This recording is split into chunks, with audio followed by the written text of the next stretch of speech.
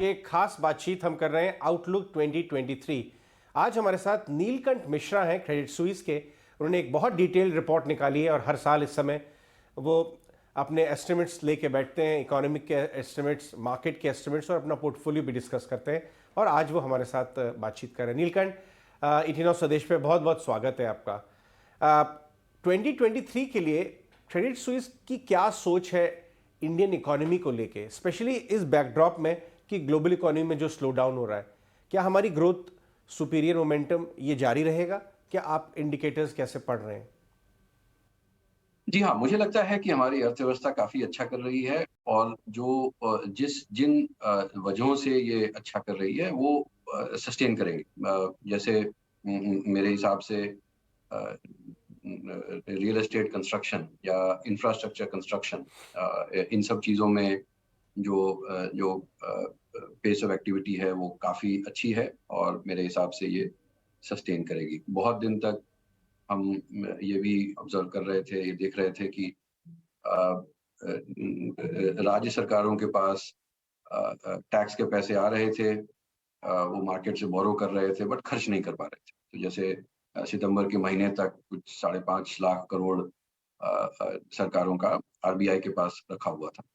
अब वो गिर के 2 लाख करोड़ हो गया है। तो इसका निष्कर्ष ये निकलता है कि अब राज्य सरकारें, केंद्र सरकार तो ठीक ही खर्च कर रही थी पहले भी, ये राज्य सरकारें भी अब ठीक से खर्च करने लगी हैं। केंद्र सरकार का भी रेलवे कैपेक्स में आई थिंक अच्छा मोमेंटम दिख रहा है। अभी सप्लीमेंट्री बजट में उन्होंने और पैसे भी मांगे हैं।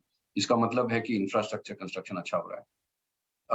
हमारे यहाँ पे सर्विसेज इंडस्ट्री का डिमांड ग्रोथ भी काफी अच्छा है, not just IT services but आप ये देखें जो ग्लोबल कैपेबिलिटी सेंटर कहते हैं कि ग्लोबल बैंक्स के कर्मचारी या किसी को भारत में अकाउंटिंग करवानी है, किसी को रिसर्च की मॉडलिंग करवानी है, तो हर तरह के बिजनेस में काफी हद तक ग्रोथ आ रही है। तो ये सब चीजें बहुत जल्दी चेंज नहीं होती। मेरे हिसाब से इकोनॉमी का मोमेंटम काफी अच्छा है और हम वर्ल्ड को आउट परफॉर्म करते रहेंगे। तो इकोनॉमी तीन का चीजें मोमेंटम तो अच्छा है। ये बस मैं जल्दी से कंक्लूड करूंगा कि तीन तीन चीजें हमारे लिए, एक वो कहते हैं हेडविंड है कि मतलब जिसके कारण इकोनॉमी स्लो हो सकती है।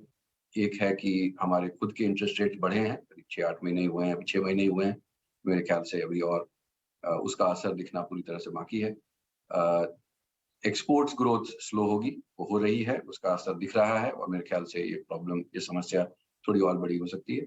बट मैं सबसे ज़्यादा चिंतित इस बात से हूँ कि हम अभी भी एक्सटर्नल कैपिटल पे डिपेंडेंट हैं और अगर कहीं दुनिया में फाइनेंशियल मार्केट्स में कोई एक्सीडेंट होता है, कहीं पे कोई बहुत बड़ी प्रॉब्लम इमर्ज होती है, तो डॉलर फ्लोज़ और डी-रिस्किंग जो है काफ़ी हमें हर्ट कर सकती है। बट वो इवेंट रिस्क है, उसको मॉडल करना मुश्किल है, बट वो अगर नहीं होता है तो हमारी इकोनॉमी काफ़ी अच्छा है।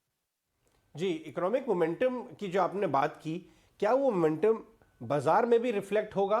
क्योंकि अभी तक तो हमने देखा है इस साल कैलेंडर ईयर में हम काफ़ी सुपीरियर परफॉर्मेंस किए हैं ग्लोबल मार्केट से कंपैरिजन में। लेकिन यहाँ से आगे के लिए मार्केट पे आपका क्या व्यू है?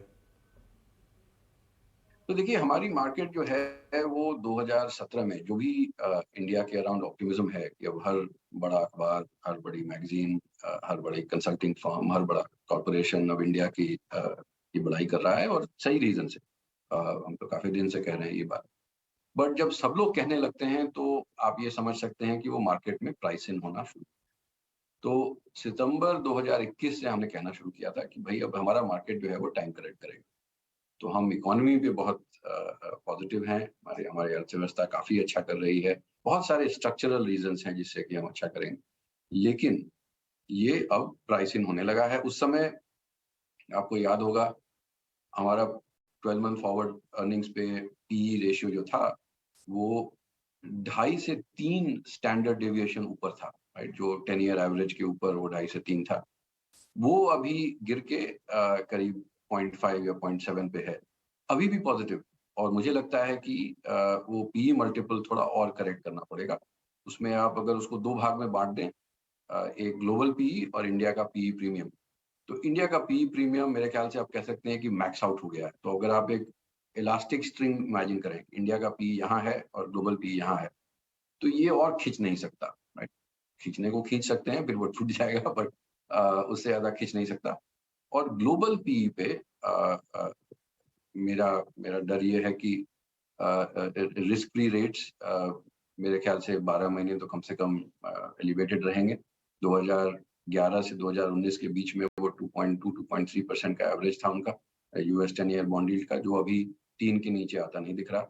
और जो इक्विटी रिस्क प्रीमियम है, जो एक्सेस रिटर्न लोग डिमांड करेंगे क्योंकि इक्विटीज थोड़े रिस्की एसेट्स हैं, वो भी अभी काफी डिप्रेस्ड है। जब वो बढ़ेगा तो पी मल्टीपल्स ग्लोबली और कम हो सकते हैं। तो मुझे लगता है प्राइस टू अर्निंग्स में थोड़ा हमें एक्सपेक्ट करना चाहिए कि मॉडरेशन होगा और मार्केट हमारी रीजनेबली रेंज बाउंड रहेगी। मतलब वो टाइम करेक्शन जो कहते हैं, वो मेरे ख्याल से 8-9 महीने और चल सकता है। Maximum upside I would say 10 से 15% हो सकता है, क्योंकि दिसंबर 23 में हमारा 12 मंथ फॉरवर्ड अर्निंग जो है यहाँ से करीब अभी के हिसाब से 15% लग रहा है, थोड़े कट्स होंगे उसमें। तो 10 से 12% में भी is the ceiling of the market performance मेरे हिसाब से। अच्छा नीलकंठ, आप मुझे अपने पोर्टफोलियो कंस्ट्रक्शन और स्टांस के बारे में भी बताइए। कौन से ऐसे एरियाज हैं जो अर्निंग्स हाईएस्ट अर्निंग्स ग्रोथ दिखेंगे और आपको पसंद भी आते हैं क्योंकि वैल्यूएशन भी वहाँ भी अर्निंग्स ग्रोथ के कंपैरिजन में ठीक ठाक हैं, और कौन से ऐसे एरियाज हैं जो महंगे हैं, जिन पे आप अंडरवेट हैं for whatever reason, business इतना अच्छा नहीं लग रहा? तो इसमें जो मैंने आपको इकोनॉमिक व्यू पॉइंट बताया, वही चीज मैं कुछ हद तक अपने पोर्टफोलियो कंस्ट्रक्शन में भी ऑब्जर्व करता हूँ, बट ऑफकोर्स उसमें पी मल्टीपल्स का एक ओवरले भी डालना होता है। तो जैसे मुझे लगता है कि हमारी इकोनॉमी जो है वो अच्छा करेगी तो लोकल सिक्लिकल्स जो है, डोमेस्टिक सिक्लिकल्स हैं, फाइनेंशियल्स हैं, कंस्ट्रक्शन कंपनीज हैं, सीमेंट कंपनीज हैं, तो इनको हम प्रेफर करते हैं, क्योंकि यहाँ पे 12 मंथ फॉरवर्ड अर्निंग्स जो हैं, या मतलब जो अर्निंग्स मोमेंटम है यहाँ पे पॉजिटिव रहेगा। रिस्क ऑफ मीनिंगफुल कट्स थोड़े लो हैं। जो और कुछ इनमें से जैसे फाइनेंशियल्स, डिस्पाइट द फैक्ट कि bank Nifty all time high पे है, हमें लगता है कि यहाँ पे अभी भी पी मल्टीपल्स काफी डिप्रेस्ड हैं। कुछ तो इसलिए भी है कि जब सिक्लिकली अर्निंग्स उठी रहती हैं तो मल्टीपल कम हो जाता है, कुछ वो भी वजह है। बट अगर अर्निंग सपोर्ट रहा तो ये सेक्टर अच्छा करेगा। अंडरवेट में हमारा इंडस्ट्रियल्स पे हमें डर ये है, क्योंकि हम काफी पॉजिटिव हैं केपेक्स पे, बट पी मल्टीपल्स कुछ ज्यादा ही बढ़ गए हैं। और डर ये भी है कि अगर ग्लोबल गुड सप्लाई चेन में करेक्शन आता है तो हो सकता है कि डोमेस्टिक केपेक्स पे भी उसका असर पड़े। इंडियन आईटी ये काफी कहेंगे हॉटली डिबेटेड सेगमेंट है, क्योंकि इनकी बैलेंस शीट्स अच्छी हैं, इनके मैनेजमेंट अच्छे हैं, इनका कैश पे आउट काफी इंप्रूव कर गया है, इनका डिविडेंड यील्ड काफी अच्छा है।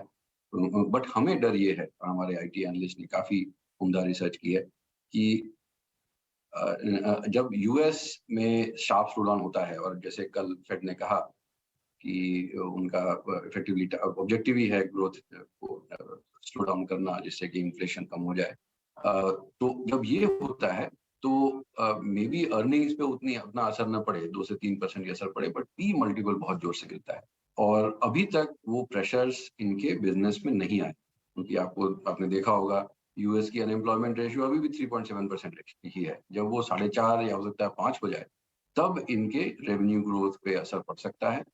जब वो हो जाए, जब इनके पी मल्टीपल्स करेक्ट हो जाए, तब हम इन पे ओवरवेट होंगे। अभी हम इन पे भी अंडरवेट हैं। हम और बिटवीन कंजम्पशन कैटेगरीज हम स्टेपल्स को प्रेफर करते हैं वर्सेस डिस्क्रिशनरी। कुछ दिन तक तो ये सिंपल वैल्यूएशन आर्बिट्राज था, स्टेपल्स हमें अपने हिस्ट्री के कंपैरिजन में सस्ते लग रहे थे और डिस्क्रिशनरी महंगा लग रहा था।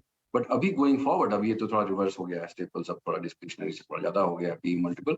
लेकिन incremental news flow, incremental earnings momentum जो है वो स्टेपल्स में हमारे हिसाब से, क्योंकि जो 8 से 15 हजार रुपया हर महीना इनकम वाले जो हाउस होल्ड्स हैं, उनकी नौकरियां अब ज्यादा जल्दी से वापस आ रही हैं। तो हमारे हिसाब से वहाँ पे लो एंड और लो इनकम हाउस होल्ड्स का कंजम्पशन जो है वो थोड़ा इंक्रीमेंटली बेटर करेगा। अपर एंड में भी सस्टेनेंस होनी चाहिए, but incremental news flow staples में ज्यादा अच्छा होगा, इसलिए हम उनको राइट। बहुत बहुत शुक्रिया नीलकंठ, आज हमसे बात करने के लिए ET9 संदेश पे।